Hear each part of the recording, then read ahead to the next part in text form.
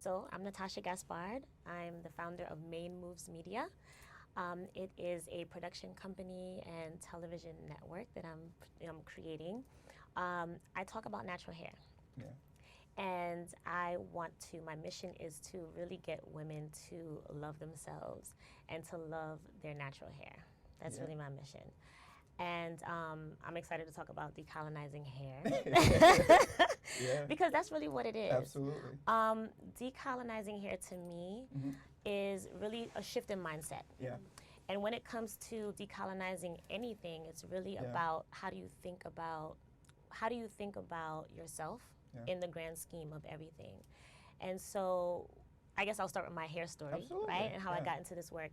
So I was born and raised in Brooklyn. Yeah. Shout out to Brooklyn. Brooklyn. And, as a little black girl growing up in Brooklyn, I was straightening my hair with chemical relaxers from a young age. Yeah. And I remember going to the pharmacy in my neighborhood. That was before Target. That was pre-Target days, right? And so we had the local pharmacy, and they Yeah. had these boxes of relaxers.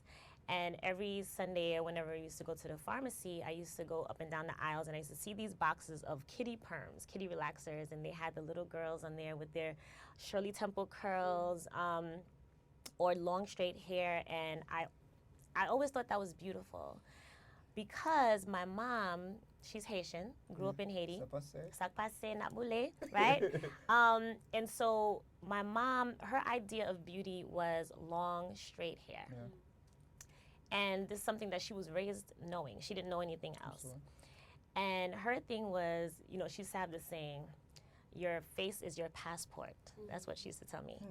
And I knew that was drilled inside of her because she never understood like going outside without your hair done. Like that was a no-no in our house. Like you always had to get your hair done. And so for every special occasion, I had to get my hair straightened, right? Yeah. So for my first communion, straighten my hair with heat, right? With press and comb. Hot comb on the fire, in the kitchen, holding my ears, trying not to get burned, that type of thing. And so this was sort of like a rite of passage, if you will, right? When you get to a certain age as a young black girl, you straighten your hair for different occasions. So it was that. It was maybe some weddings that I went to get my hair straight. And then once you become a teenager, then it's like, okay, we graduate to the chemicals. And so that was just one of the things that we used to do. So much so that I never questioned it. That was just the way that it was until I got to college. And at the time, Lauryn Hill was really big. I love Lauryn Hill.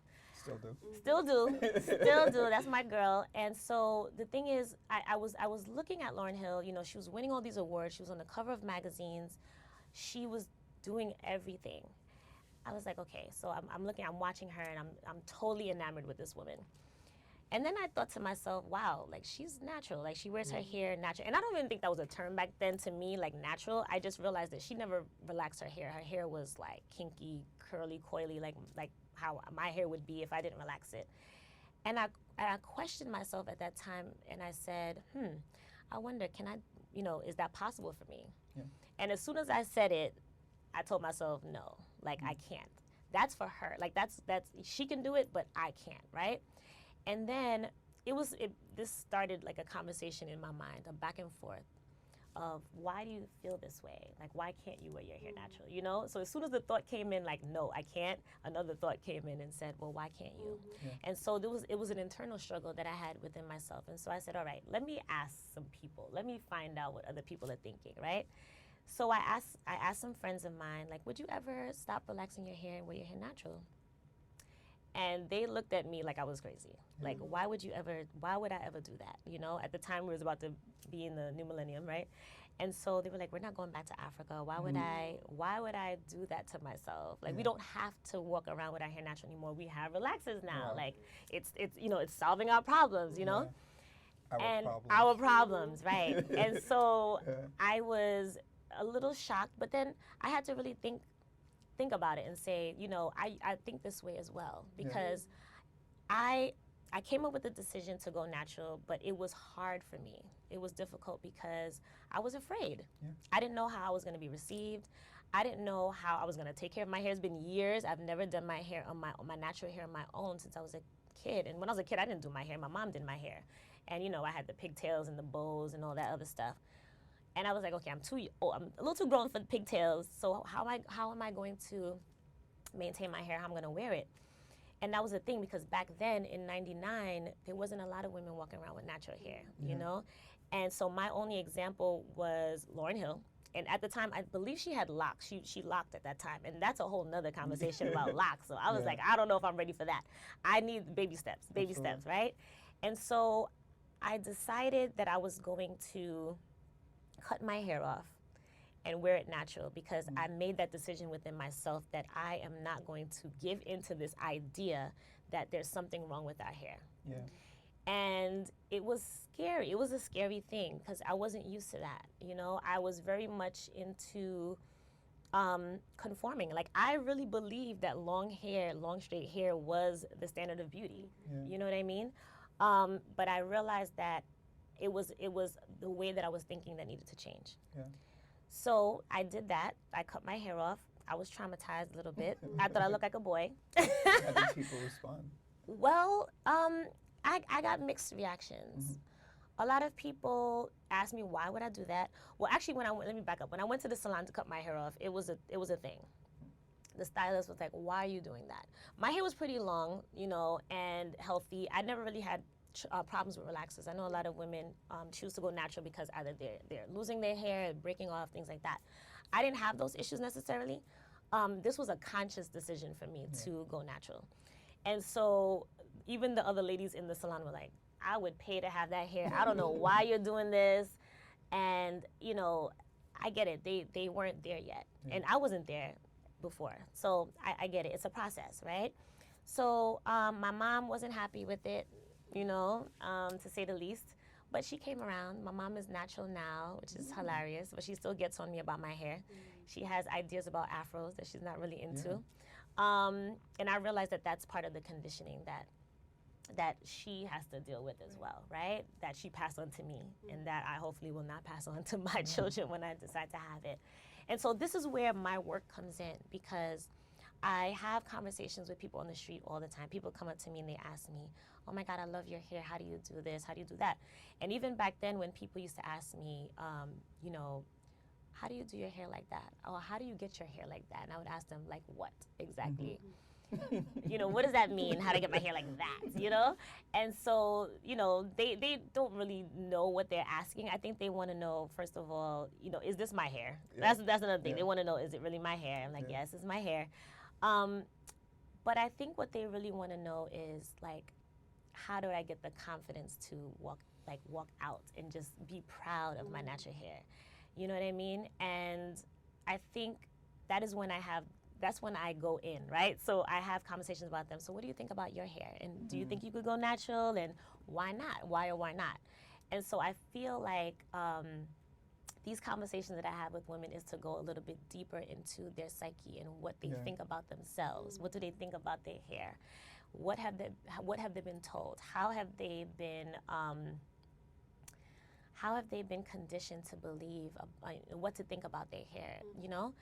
And I hear stories all the time, you know, we have similar stories of getting our hair braided by our moms, or going to the salon and getting a relaxer and being burned and, you know, things like that. And when I think about it, I question, like, why do we put ourselves through these things for so-called beauty? Why do we put ourselves through torture and pain to look beautiful? But then you have to think about it a little bit deeper. What is beautiful? Absolutely. What is beautiful? Where do these ideas come from, right? So I'm in media, as you know, and when I was in college, I took a mass communications class. It changed my life. That's what really made me want to get into television, is because my professor said, when the camera is focused on one thing, you have to realize that there's a whole lot of other things that are not being seen. So what is that, right? Yeah.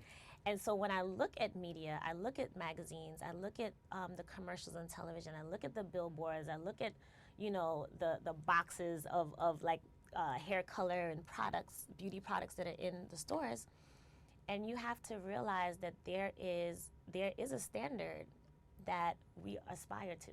There is a look that is more desired than others. And so what what do little black girls think of when they look at TV, when they see these images? What are they thinking about themselves, right? And so I know as far as like shampoo commercials, it's always the same thing, right? You have the long, blonde, silky hair flowing in the wind. Like, my hair's not flowing right now. My hair's not going, right?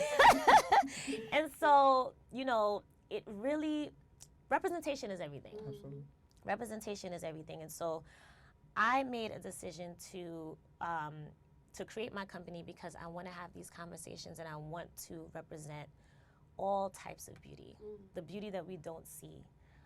Which is our beauty, which is black beauty, right?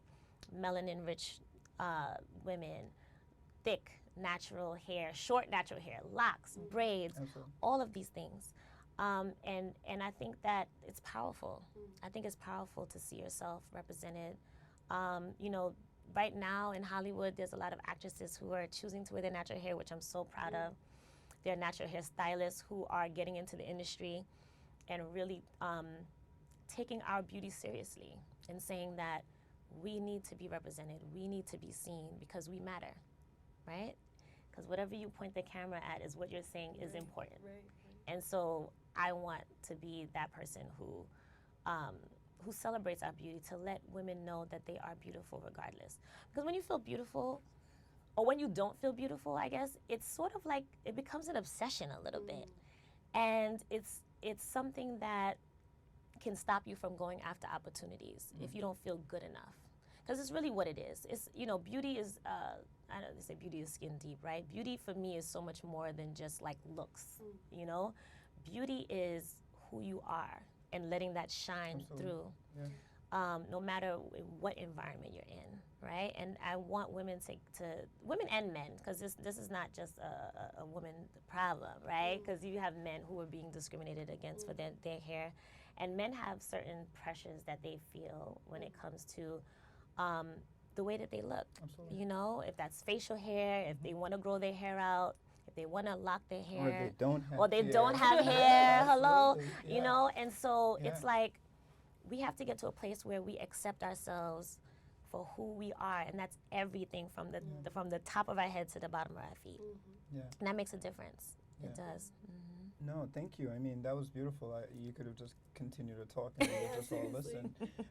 Maybe before asking you a question, Diana, one of the things that you spoke about, I feel is so important to this conversation, is that it's not a shame, right? Like, there's no shame in like our internalization of like white beauty. It's because it's something that has been like given to us over and over and over and fed to us, right?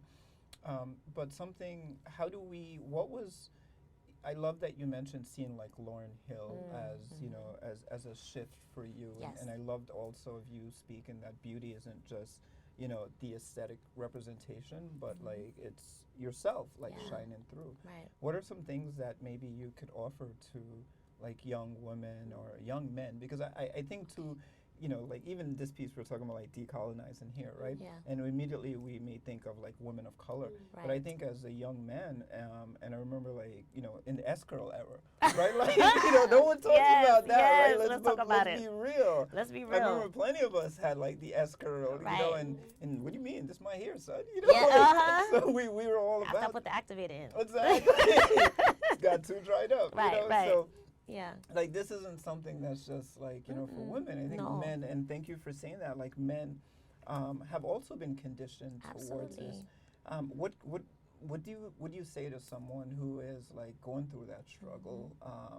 Of like wanting to find themselves in a world where there's still very little representation that looks like them. I think about like my daughter, my daughters, but especially like my 6-year-old, right? Okay.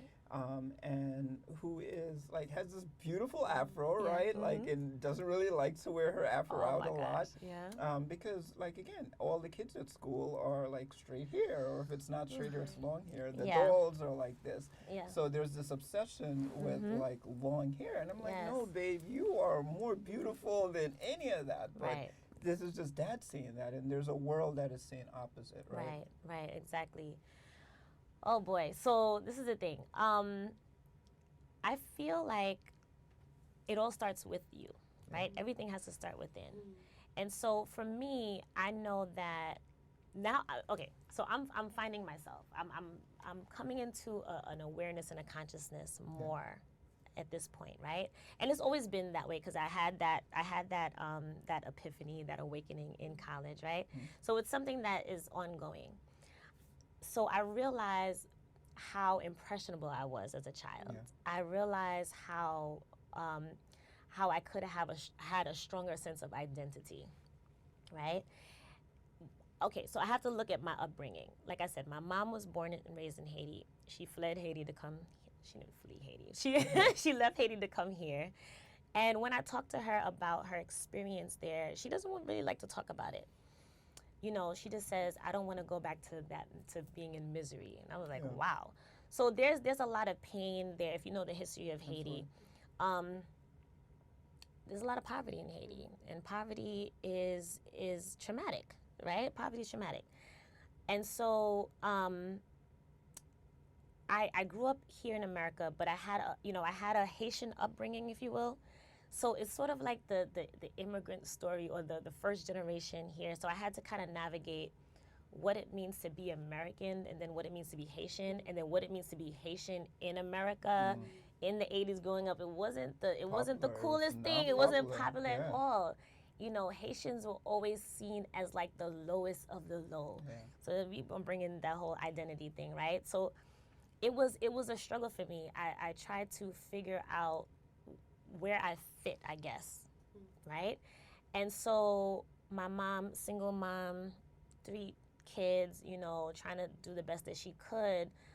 I kind of had to figure it out on my own.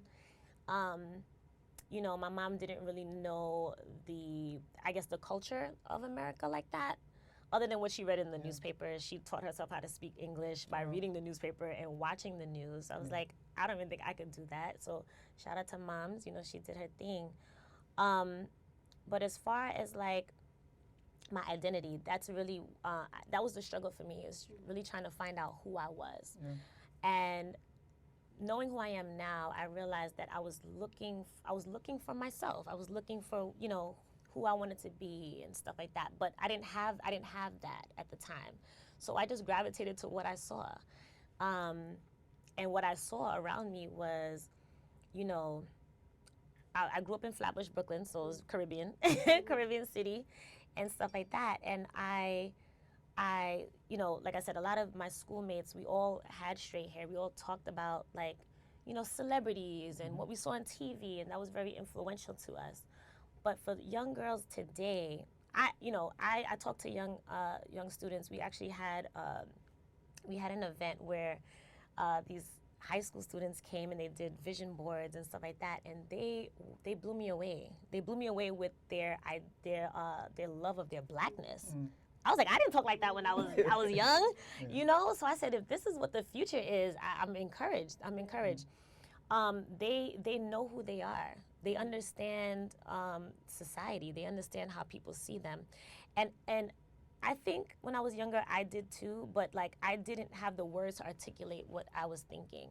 I knew that there was a separation. I knew that as a young black girl, there were ideas about me, and I had to act in a certain way in certain spaces.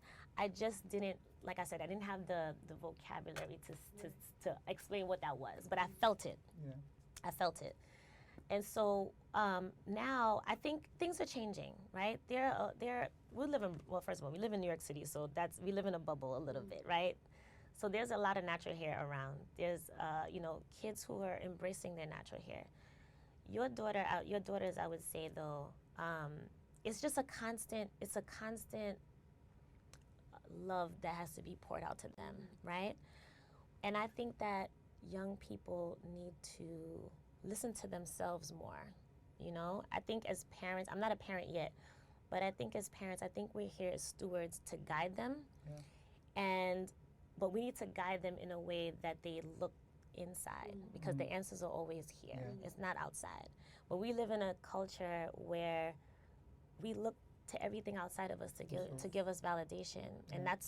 that's I think that's where the problem lies, right? Yeah. And so for me, my awakening came when I had to ask myself. I had to question myself, like, why do I think this way? Yeah. Just because everyone is doing it doesn't mean I need to do it, right?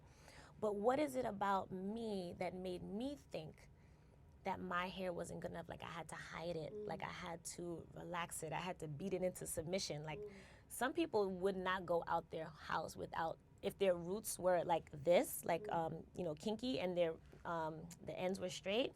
It was like I gotta go. I gotta put a hat on. I gotta put a scarf. Like I can't. They cannot, and it stifles you. It stops you from being free, right? And so we have to decolonize our minds. We have to free ourselves, and that's what it is. And sometimes you come into an awareness when you see someone else.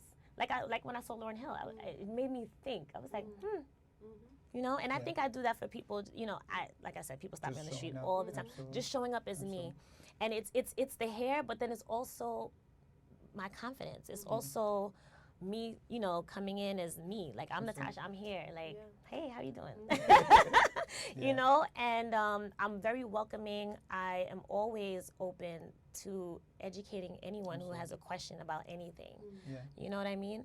But that starts from within. Absolutely. You have to really, really get to know who you are and what you stand for, what your values are.